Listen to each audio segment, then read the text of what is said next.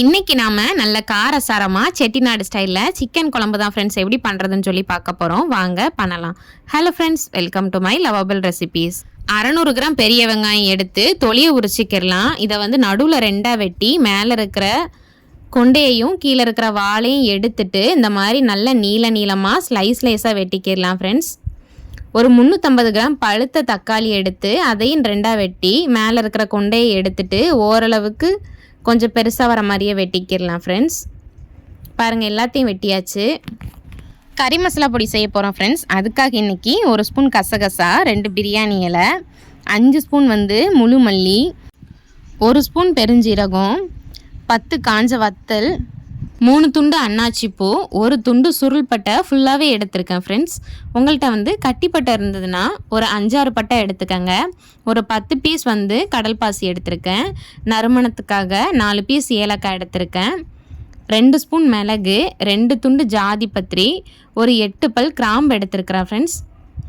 இப்போது அடுப்பில் ஒரு கடாய் வச்சு சூடுபடுத்திக்கிடலாம். நம்ம எடுத்த ஸ்பைசஸ் ஐட்டம் அவ்வளோத்தையுமே உள்ளே சேர்த்துக்கிடலாம். கசகசாவை தவிர சேர்த்துட்டு எல்லாத்தையுமே நல்ல மணம் வர அளவுக்கு வறுத்துக்கிடலாம் ஃப்ரெண்ட்ஸ். இது ஓரளவு நல்ல சூடேறி மணம் வந்ததுக்கப்புறமா இந்த மாதிரி நடுவில் கொஞ்சமோல இடம் விட்டு அதில் நம்ம எடுத்து வச்சுருக்கிற கசகசாவை சேர்த்துக்கிடலாம். கசகசாவை சேர்த்து நல்லா பொரிய விட்டுக்கிடலாம். கசகசாவை சேர்க்கும் போது அடுப்பை லோ ஃப்ளேமில் வச்சுக்கிடலாம் ஃப்ரெண்ட்ஸ். அப்படி இல்லாட்டி அடியில் ஒரு மாதிரி கலர் மாறிடும்.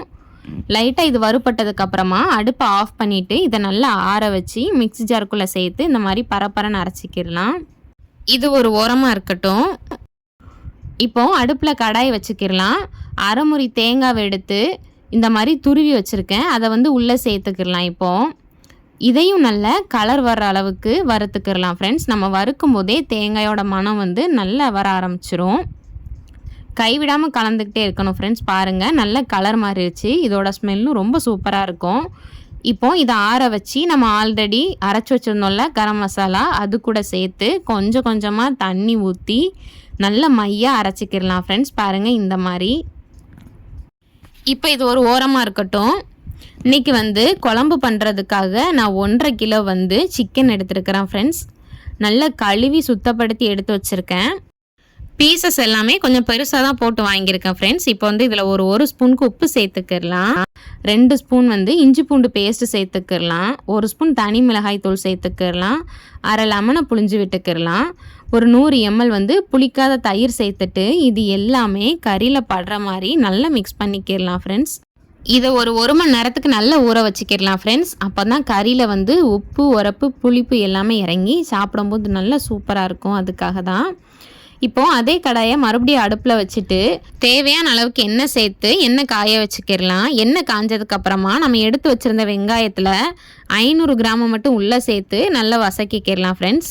வெங்காயம் ரொம்ப வேகணும் அப்படிங்கிற அவசியம் இல்லை ஃப்ரெண்ட்ஸ். ஓரளவுக்கு நல்ல கண்ணாடி பதம்னு சொல்லுவாங்கள்ல, அந்த மாதிரி வேக வச்சா போதும். பாருங்கள், இந்தளவுக்கு வசக்குனதுக்கப்புறமா நம்ம வெட்டி வச்சுருந்த தக்காளியையும் உள்ளே சேர்த்து நல்லா மிக்ஸ் பண்ணிக்கிடலாம். இப்போ இந்த வெங்காயமும் தக்காளியும் நல்லா வேகணும் ஃப்ரெண்ட்ஸ், குழஞ்சி. பாருங்கள், இந்தளவுக்கு வெந்ததுக்கப்புறமா நம்ம குழம்பு பண்ணுவோம்ல குழிக்கரண்டி, அந்த கரண்டிக்கு 1.5 கரண்டி குழம்பு மசாலா பொடி நான் சேர்க்குறேன். சேர்த்து இதை நல்லா மிக்ஸ் பண்ணிக்கிறேன். குழம்பு பொடி சேர்த்த உடனே நம்ம அடுப்பை ஆஃப் பண்ணிடணும் ஃப்ரெண்ட்ஸ். இதுதான் இதில் ரொம்ப முக்கியமான ஸ்டெப்பு. இது நல்லா ஆறுனதுக்கப்புறமா இதையுமே இந்த மாதிரி மிக்ஸி ஜாருக்குள்ளே சேர்த்து அரைச்சிக்கிடலாம்.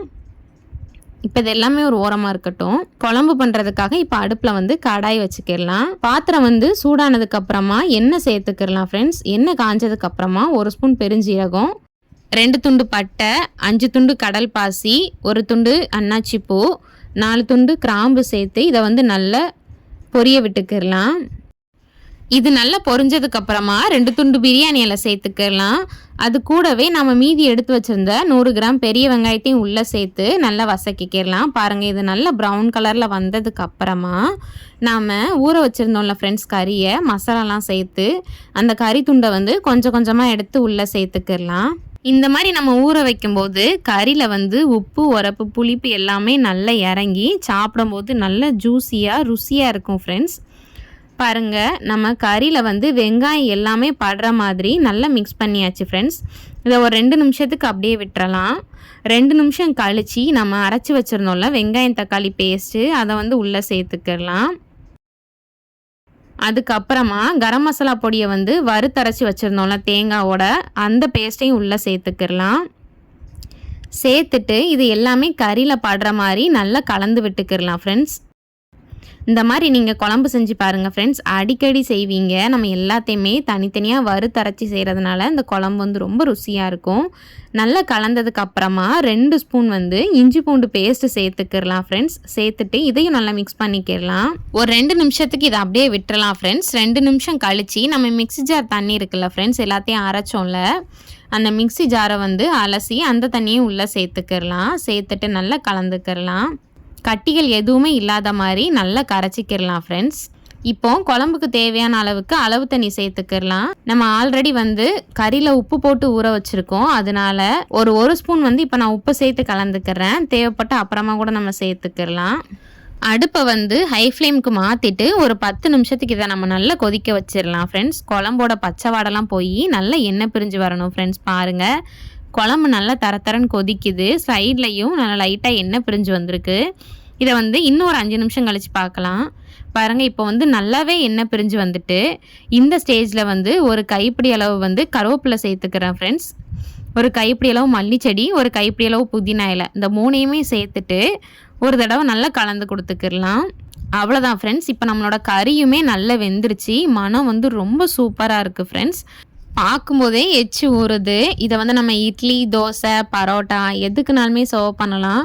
இதோட டேஸ்ட் வந்து ரொம்ப அட்டகாசமாக இருக்கும் ஃப்ரெண்ட்ஸ். இதில் வந்து நம்ம நிறைய ஸ்பைசஸ் சேர்த்துருக்கிறதுனால சீக்கிரம் டைஜஸ்ட் ஆயிரும். எந்த விதமான பிரச்சனையுமே இருக்காது. இதே மாதிரி ட்ரை பண்ணிவிட்டு உங்களோட ஃபீட்பேக் என்னோட ஷேர் பண்ணுங்கள். இந்த வீடியோ பிடிச்சிருந்தா லைக் பண்ணுங்கள். இந்த லிங்க் உங்கள் ஃப்ரெண்ட்ஸ் கூட ஷேர் பண்ணுங்கள். மறக்காமல் உங்கள் பொண்ணான கையெல்லாம் நம்மளோட சேனலை சப்ஸ்கிரைப் பண்ணிக்கோங்க ஃப்ரெண்ட்ஸ். தேங்க்யூ.